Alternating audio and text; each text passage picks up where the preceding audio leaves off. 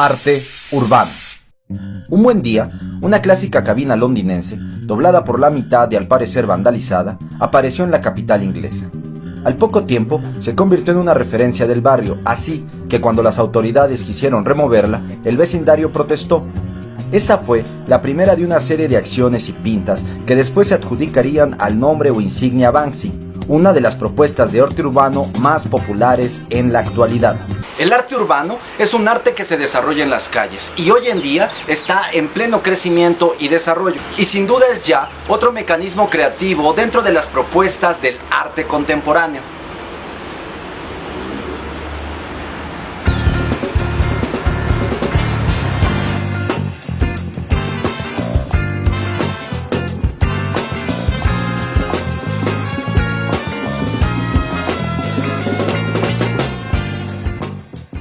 El arte urbano es herencia del movimiento grafitero que se dio en Nueva York entre las décadas de 1960 y 1970.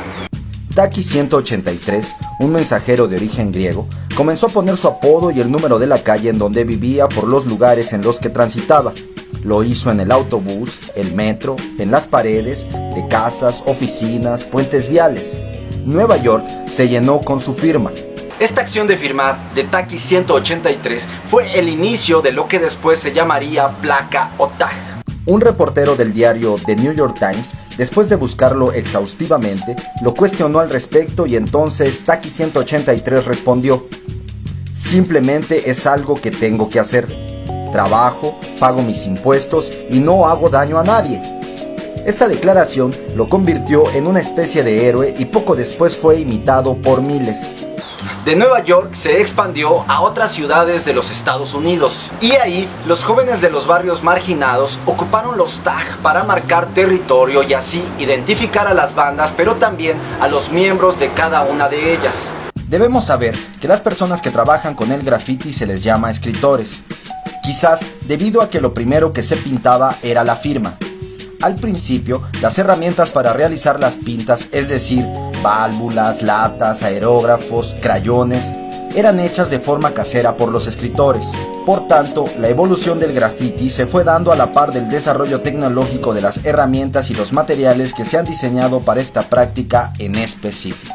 Diversos estilos del graffiti fueron desarrollándose a lo largo del tiempo. Hoy, esta práctica es un arte complejo en continua transformación y refinamiento. Después del tag, se desarrolló el vomitado o los drupes, que son letras marcadas por los contornos pero sin relleno. Luego surgieron las bombas o bombers. Más adelante las piezas, el wild style, el 3D o delta, finalmente el realismo y la experimentación con la caligrafía u otras técnicas plásticas. Paulatinamente también se añadió al graffiti el uso de estampas o plantillas. Ámsterdam es una de las ciudades más importantes dentro del desarrollo del arte urbano. Fue ahí en donde se dio un importante nicho de escritores relevantes para el mundo del graffiti. Boris Tellegen, acá Delta, es uno de los escritores más importantes en la historia y el mundo del graffiti. Su trayectoria es el ejemplo del crecimiento de escritores de graffiti a artistas urbanos. Al inicio de su carrera, Delta estaba vinculado al punk y el activismo. Con las pintas callejeras respondía y resistía al sistema. Pero después de su primera visita a Nueva York, que lo dejó sorprendido, a su regreso a Ámsterdam, comenzó a trabajar con una nueva forma de utilizar el graffiti. Gracias al renovado trabajo que paulatinamente fue desarrollando, al estilo 3D en México se le dice también estilo Delta. Este artista es contemporáneo y amigo de otros grafiteros como Dr. Rat, Ego, Dr. Air, Joint, Tarántula, entre muchos otros. En 1991, y debido a la presión de los ecologistas, se impidió que se limpiaran los grafitis del metro de Ámsterdam. Esto hizo que este transporte fuera uno de los primeros en el mundo en convertirse en un museo urbano, ya que está cubierto en su totalidad por grafitis. Otro importante escritor del graffiti que se transformó con el tiempo en un artista urbano es Mirko Reiser, aka Dime. Dime es un artista alemán reconocido por sus obras de gran formato en 3D. Se dice que es uno de los mejores artistas urbanos del mundo debido a su estilo refinado y sofisticado. Dime también saltó de las calles a las galerías. Debido a su carácter marginal, antisistema y contracultural, el graffiti es producido por casi cada pandilla de cada barrio de cada ciudad en todos los países del mundo. También es importante distinguir que graffiti y arte urbano no son lo mismo ni tampoco sinónimo. El graffiti es el rayón o el dibujo que se hace con aerosol, con la mano y de forma ilegal y anónima. El graffiti transgrede lo social, lo visual y las leyes. Invade la propiedad privada, la raya, la mancha, burla la ley. El arte urbano, en cambio, es un trabajo artístico dentro de la legalidad. Es permitido, negociado con el dueño del espacio en el que se realizará la obra. El arte urbano embellece la calle. Además, el arte urbano no solo involucra en sus formatos o en sus estrategias creativas la pintura mural, también hace uso de otros mecanismos para articularse. Asimismo, el arte urbano es un arte público, una propuesta que sucede en las urbes, es decir, en el entorno de lo citadino. Entonces, puede presentarse a través de la pintura mural, pero también de la instalación artística o la intervención pública, con el performance o el arte-acción. Y aunque un gran porcentaje de artistas urbanos vienen del graffiti, muchos otros que trabajan con esta práctica tienen formaciones en las artes visuales. El graffiti, en su evolución y con el deseo de lograr imágenes más complejas, fue dejando de lado su situación contracultural y en contra del orden establecido. Es así que el graffiti no solo fue añadiendo nuevas técnicas, estilos y mecanismos a la práctica, sino que también agregó otras intenciones y formas de uso a la comprensión de lo público. Hoy, solo los puristas y desubicados del momento histórico en el que nos encontramos podrían negar que el arte urbano es otro más de los dispositivos que ha encontrado el arte contemporáneo para suceder. Ejemplos de escritores del graffiti que han saltado al arte urbano son muchos y desde distintas partes del mundo. Entre ellos, podemos nombrar al italiano Peta Blends, al indonesio WDAK Wild Drawing, Totem 2, Mode 2, Bando, Drastic 2 o Neil Shu Meulman, Akashu, que también realiza instalaciones artísticas, diseño gráfico y trabaja con la caligrafía. En los años 80 comienzan a dar un giro las intervenciones clandestinas en la calle, pues a estas se incorporan otras técnicas y formatos para rayar, marcar o crear una imagen. Una de estas nuevas técnicas es la plantilla. Se dice que el francés Blake Lerat es el padre de la plantilla aplicada en el graffiti y que después fue utilizada por una generación más joven y en la que se encuentra Banksy. Un punto y aparte en la evolución del arte urbano es el caso de Shepard Fairey, también conocido como Obey. El artista cambió en muchos sentidos la práctica callejera y legal del graffiti. Shepard Fairey empezó en 1989 y hoy en día se ha convertido en el artista urbano más prolífico del mundo. Shepard repitió y pegó de manera obsesiva durante varios años la cara del luchador André el Gigante en cualquier sitio del planeta y utilizó la estampa o la plantilla para lograrlo.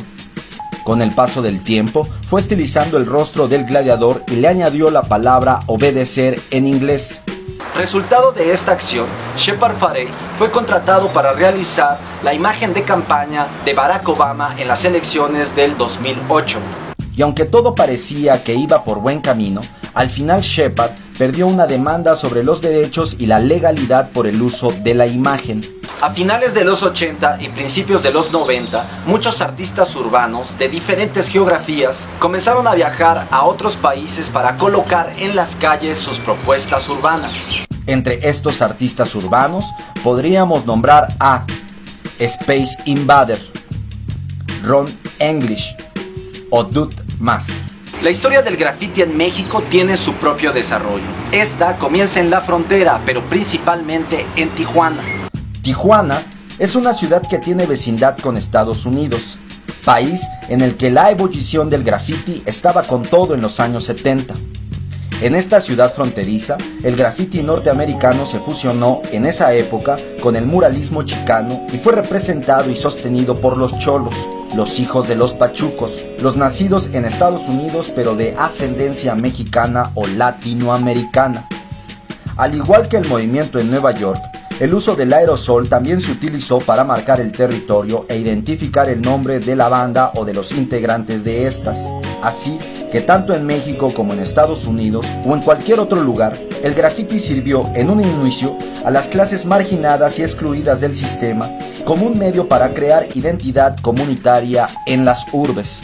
La cultura chola y con ello el uso del aerosol bajó de Tijuana y de las otras fronteras norteñas, primero a Aguascalientes y Guadalajara, para luego insertarse en el entonces Distrito Federal.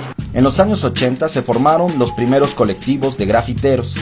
Estas organizaciones al inicio tenían mucha influencia del graffiti gringo y europeo. Los grupos se formaron en la Ciudad de México y en la zona conurbada en el Estado de México.